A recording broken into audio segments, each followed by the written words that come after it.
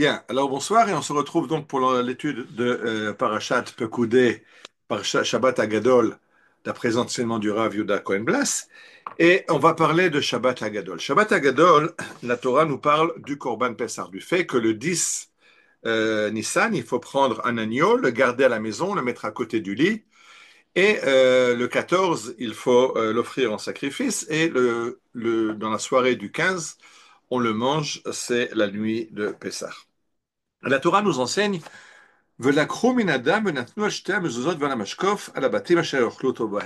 en plus du fait qu'il fallait faire ce sacrifice et le faire cuire au feu dans la nuit du 15 Nissan, la nuit de la sortie d'Égypte, il y a une mitzvah le 14 de peindre les linteaux de la porte avec le sang du Korban Pessah. Il faut mettre ce sang et la Torah continue, V'haya Adam lachem le hot, et ce sera un signe que vous êtes là-bas dans ces maisons-là. Et donc, quand il y aura la plaie des premiers-nés qui vont mourir dans cette nuit-là, ou Fasach Hashem à la pétard, Dieu va voir le sang que vous avez mis sur la porte et passera par-dessus, sautera par-dessus, et il n'y aura pas de victimes dans les maisons juives. Non. Est-ce que Dieu a besoin de ce signe pour savoir qu'il y a un juif dans cette maison? Ça pose déjà un problème. Mais ok, on doit mettre le sang à l'extérieur. Il y a des commentateurs qui expliquent que ça montre qu'on est prêt à faire les mitzvot de Dieu, puisque l'agneau est vénéré comme une divinité chez les Égyptiens, et prendre son sang et le mettre sur les portes, c'est en fait provoquer les Égyptiens. C'est déjà une provocation d'attacher l'agneau au pied du lit pendant 4 jours, quand c'est une divinité. Maintenant, en plus, le sacrifier, c'est encore une abomination, et prendre son sang et en peindre les portes, c'est vraiment une provocation envers les Égyptiens. Mais le Talmud de Jérusalem réagit sur autre chose. Lama el hadelet. Pourquoi fallait-il mettre le sang sur la porte? On aurait pu mettre sur le mur extérieur. Pourquoi le mettre sur la porte? Et le Talmud répond, pardon,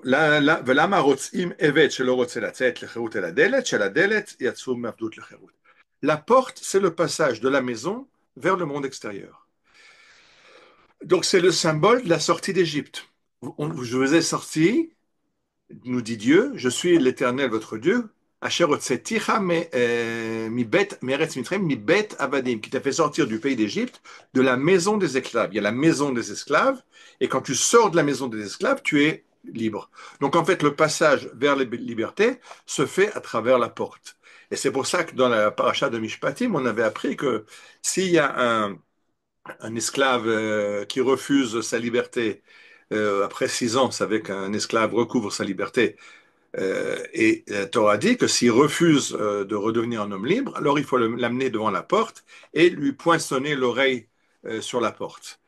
Et donc la porte, c'est l'endroit de l'esclavage, c'est l'endroit de la maison, et la porte, c'est aussi l'endroit où on part vers la liberté. C'est pour ça que celui qui refuse la liberté va avoir son oreille poinçonnée sur la porte, et là, en signe de liberté, on va mettre le sang de l'agneau pascal sur la porte de la maison.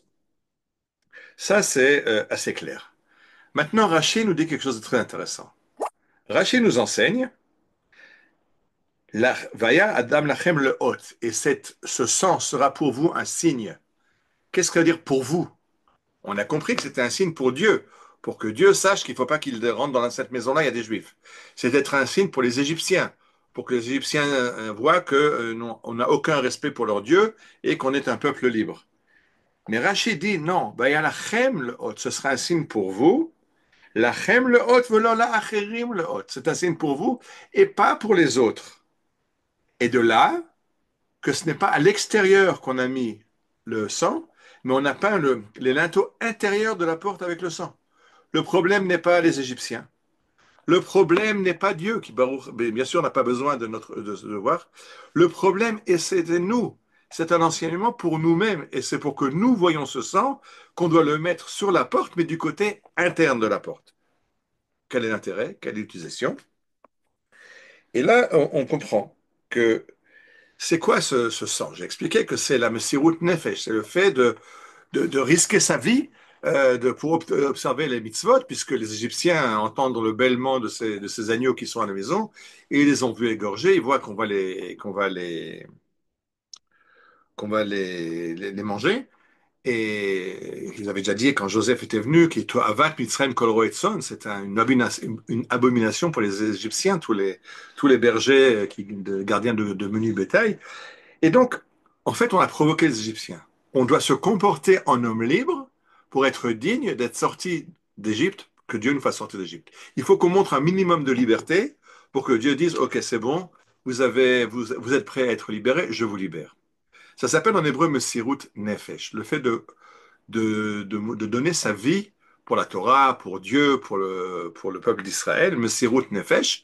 On le voit cette année, cette année et demie dernière, la Messirut Nefesh, le don de soi incroyable de tous les soldats. Mais c'est pas seulement les soldats, c'est les équipes d'ambulance, les équipes de santé, c'est Zaka, c'est les chauffeurs qui vont sous le feu chercher des blessés ou amener des soldats au front. C'est tout le peuple d'Israël. On voit cette Messirut Nefesh. Et c'est ça, c'est par cette Messirut Nefesh, cette abnégation qu'on mérite le fait de sortir d'Égypte. Et c'est très intéressant parce que il y a une Gemara qui nous dit la chose suivante. L'Atid Lavo, dans le futur, quand la Gemara dit l'Atid Lavo, dans les temps futurs, c'est-à-dire à l'époque que nous vivons maintenant, au moment les temps futurs de la Gemara, c'est la délivrance d'Israël, c'est ce qu'on vit actuellement. Donc, l'Atid Lavo, à notre époque, Yomar lo Akadosh Baruch Hu Abraham.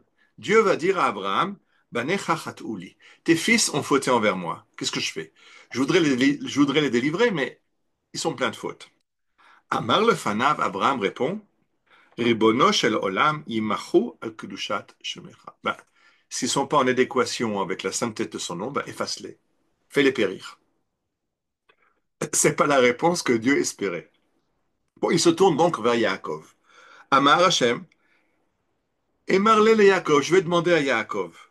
Parce que Yaakov a eu des problèmes avec ses enfants. C'était pas une vie facile avec ses 12 fils qui ont vendu l'autre et tout ce qui s'est passé à la maison. Alors, peut-être que lui comprend ce que c'est la douleur il va intercéder pour ses enfants.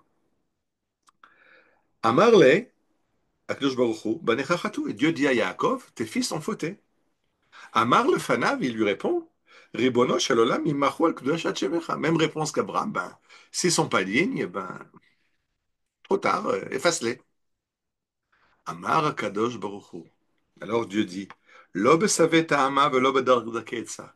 Je ne trouve pas la réponse souhaitée ni chez les anciens, ni chez les plus jeunes, ni chez l'ancêtre Abraham, ni chez son petit-fils Yaakov. Alors qui c'est qui nous reste? Il nous reste au milieu Yitzhak. Amar le Yitzhak, Kadosh Baruch Hu dit à Yitzhak, Vanecha chatouli, tes fils ont fauté envers moi. Amar le fanav ribono shel olam. Banai velo banecha. Alors Yitzhak lui dit, quoi? C'est quoi tes fils sont fautés avec moi? Ce sont mes fils à moi et pas tes fils à toi. Tu as dit dans la Torah, Banim atem lachem, vous êtes mes fils. Ce sont tes fils à toi. Et un petit peu pitié de tes enfants. B'sha'ah she'ekdimu b'fanecha naser nishma karat alem beni bechori. Au don de la Torah, et tu les as appelés Beni Bechori, c'est mon fils aîné Israël. Et maintenant, tout à coup, ce sont mes fils à moi, Yitzhak, ce ne sont plus tes fils à toi. Et la Gemara continue et Yitzhak intercède et explique à Dieu pourquoi il faut pardonner à Israël. Et le Rav Harlap a un enseignement magnifique. Il dit, ça veut dire quoi que la Géoula vient pas par Yaakov, pas par Abraham, même pas par Yaakov. C'est qu'effectivement, au moment de la Géoula, il y a un problème. Peut-être les Juifs ne sont pas méritants, peut-être qu'on a fait certaines fautes et qui pourraient retarder la Géoula. Alors dit Yitzhak, non, non, il faut les sauver parce que ce sont tes fils. C'est qui Yitzhak? Yitzhak, c'est l'homme de la Msirut Nefesh. Yitzhak, c'est celui qui est monté sur l'autel pour être sacrifié à Abraham, par Abraham. Abraham, son père, a une grande épreuve. On parle toujours d'épreuve d'Abraham, de sacrifier son fils. Mais je rappelle que d'après nos textes, d'après le Midrash, Yitzhak avait 37 ans. C'est pas un bébé. Yitzhak accepte, monte de son plein gré sur l'autel et dit si c'est ce que Dieu demande, je suis prêt. Et ce que le Talmud essaie de nous raconter dans ce Midrash, nous dit Harlap, c'est qu'au moment de la Géoula, ce qui jouera en notre faveur, c'est la Messirut Nefesh. C'est le fait d'être prêt à donner notre vie pour cette Géoula. Alors, c'est ce qui nous a sauvés en Égypte. C'est le fait d'avoir sacrifié ce Corban Pessah, bien que les Égyptiens, c'était une divinité, qu'on risquait notre vie pour ça. Alors, cette Messirut Nefesh a permis la délivrance de l'Égypte et la délivrance de notre époque. C'est la Messirut Nefesh et j'ai pas besoin d'expliquer plus longtemps. Ouvrez les journaux et voyez la Messirut Nefesh du Ham Israël. Alors, ça, c'est l'enseignement de Shabbat Agadol.